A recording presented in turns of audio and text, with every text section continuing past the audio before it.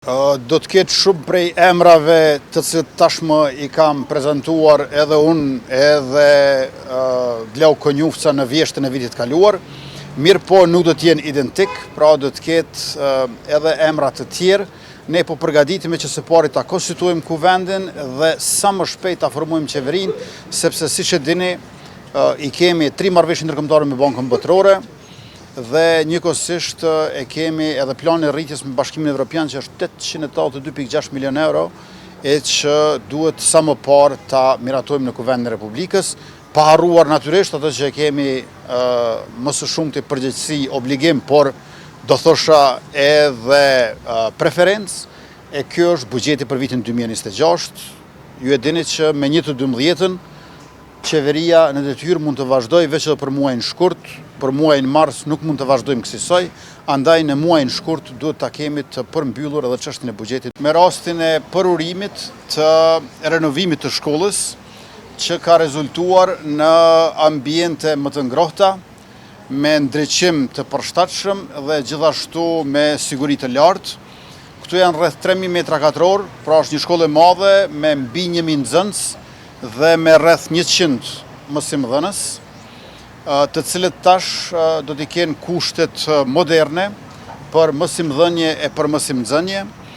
Bëhet fjalë për 4 shkolla gjithsej në Podujev, në të cilat kemi investuar si Qeveria e Republikës Kosovës 750.000 euro, por edhe po aq, gjithsej pra 1,5 milion edhe me mbështetjen e Bashkimit Evropian. Synimi ynë është që sa më shumë fëmijët, nxënësit, rinia të kenë kushte për arsimim cilësor dhe në këtë mënyrë të përgatiten për avancimet e tyre në karrierë, për përparimin dhe ngritjen e tyre profesionale e personale dhe kësaj të kontribuojnë edhe vetes, edhe familjes, edhe shtetit e ekonomisë sonë. Në shkollën e mesme ekonomike Isa Boletini në Podujev, gjithsej investimi është 350.000 euro. Shkolla Isa Boletini është një ndër 4 shkolla në të cilat po investojmë në Podujev përmes Fondit Kosovës për eficiencë të energjisë, për të rritur eficiencën e energjisë, dhe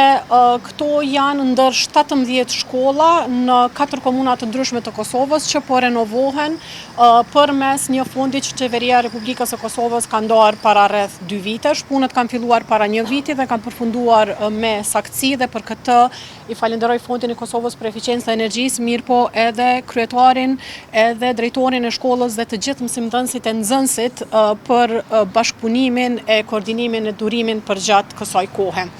Siç e kemi thënë që nga fillimi i mandatit, kursimi i energjisë dhe rritja e eficiencës së energjisë është një ndër shtyllat kryesore të strategjisë sonë të energjisë. Kjo na mundson që edhe të kemi fatura më të ulta, mirë po edhe të përmirësohen kushtet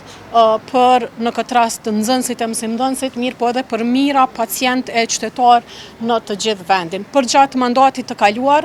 në Kosovë kemi pasur investime rekorde në eficiencë të energjisë. Përderisa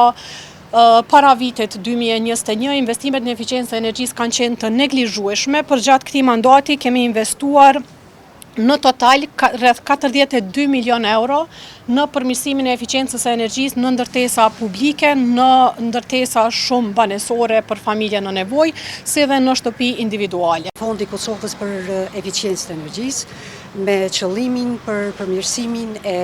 kushteve mësimore për mësimdhënësit dhe për nxënësit, për uljen e konsumit të energjisë dhe gjithashtu për zvogëlimin e shpenzimeve operative për